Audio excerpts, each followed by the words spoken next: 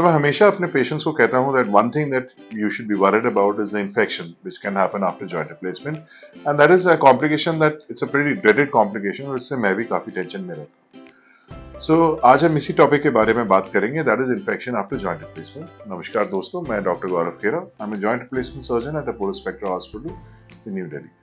So what is infection after joint replacement? That is a surgical site infection, मतलब जो surgical site हमारी है उसमें इन्फेक्शन हो गया क्योंकि कोई माइक्रोब्स, बैक्टीरिया या कोई कीटाणु अंदर आया और उसने वहां पे इन्फेक्शन कॉज किया। अब ये इन्फेक्शन हमको कैसे पता लगेगा? फर्स्ट, इन्फेक्शन दो प्रकार के हो सकते हैं, अक्यूट या क्रॉनिक। अक्यूट क्या होता है?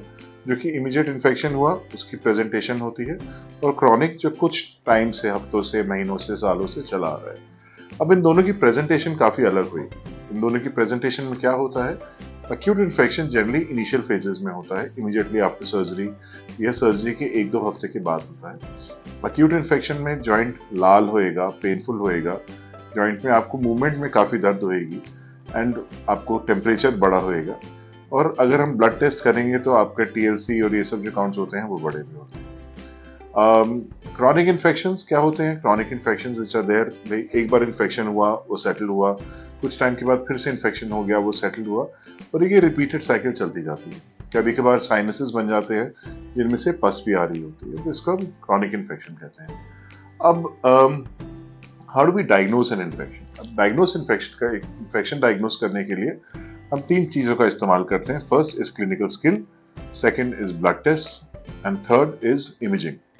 अब क्लिनिकल स्किल, हम क्लिनिकली पेशेंट को एग्जामिन करेंगे, पेशेंट के जॉइंट पे रेडनेस, पेन ये देखेंगे, we will see if there is any swelling around the joint, so plus other clinical symptoms such as raise temperature. ये तो हो गए हमारे क्लिनिकल एग्जामिनेशन। सेकेंड हम आते हैं ब्लड इन्वेस्टिगेशंस। ब्लड इन्वेस्टिगेशंस में क्या होता है? उसमें हम CRP एक लेवल होता है जिसको सी रिएक्टिव प्रोटीन कहते हैं। बॉडी में कोई भी इन्फ्लामेटरी रिस्पॉन्स होता है तो उसमें CRP बढ़ता है। But however, you should be careful that CRP will also go up immediately after the surgery. तो इसका मतलब ये नहीं कि जॉइंट इन्फेक्ट हो गया है, कोई भी सर्जरी होगी तो उसके बाद CRP वैसे ही बढ़ जाता है। सो सेकेंड थिंग, आपके डॉक्टर जो है वो जॉइंट में से एस्पिरेट करेंगे। ये एस्पिरेशन ब्लाइंड भी हो सकता है, USG गाइडेंस या एक्सरे गाइडेंस के अंडर में भी हो सकता है। एस्पिरेट करने पे जो फ्लूइड मिलता है इसको हम कल्चर पे भेजते हैं। And third, imaging. इमेजिंग में जनरली हम एक CT स्कैन करा सकते हैं या MRI करा सकते हैं। इसमें हमको लूजनिंग, या एक एक्सरे करा सकते हैं, इसमें हमको लूजनिंग दिखेगी इम्प्लांट की। Now as far as the imaging is concern, imaging generally chronic infections होते हैं जिसमें कि हमको लूजनिंग दिखती है। अक्यूट इन्फ्लेमेटरी कंडीशंस या अक्यूट इन्फेक्शियस कंडीशंस में हमको कुछ भी नहीं दिखेगा। नाउ कई बार आपके ब्लड टेस्ट भी नॉर्मल आ सकते हैं, आपके जो हम एस्पिरेट कर रहे हैं वो भी नॉर्मल आ सकते हैं। सो ऐसी कंडीशंस में it is the clinical examination that matters the most. So जब भी अगर आपको कभी ऐसी प्रॉब्लम हो कि भाई आपका जॉइंट रिप्लेसमेंट हुआ है and that particular joint is giving you trouble, suddenly इसमें पेन बढ़ रहा है, या पेन है जो सेटल नहीं हो रहा, या रेडनेस है जो सेटल नहीं हो रही, and it is continuing over a period of time and that swelling is continuing, so infection is something that should be ruled out. Now once infection is established कि भाई infection हो गया है, तो then what do we do? Again, we can do 3 things. Okay, so when do we decide what to do is according to whether it is chronic, whether it is acute. Okay, acute में again we divide it into superficial and deep. अब अगर सिर्फ superficial infection है, superficial infection क्या होता है? जो आपकी incision site है, बस वहीं पे infection है, it has not gone into the deeper tissues, तो फिर आपको एक एंटीबायोटिक पे डाला जाएगा। ये IV एंटीबायोटिक्स चलती हैं, and these IV antibiotics will be continued over a period of time, जब तक वो सर्जिकल साइट जो होती है वो पूरी तरह सूख नहीं जाती, वुंड आपका पूरी तरह हील नहीं हो जाता, and your CRP doesn't show falling trend. तो ये सुपरफिशियल इन्फेक्शंस में we will always use IV antibiotics.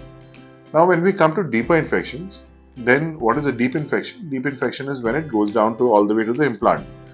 Now वहां पे फिर हमारा ट्रीटमेंट थोड़ा सा चेंज हो जाता है।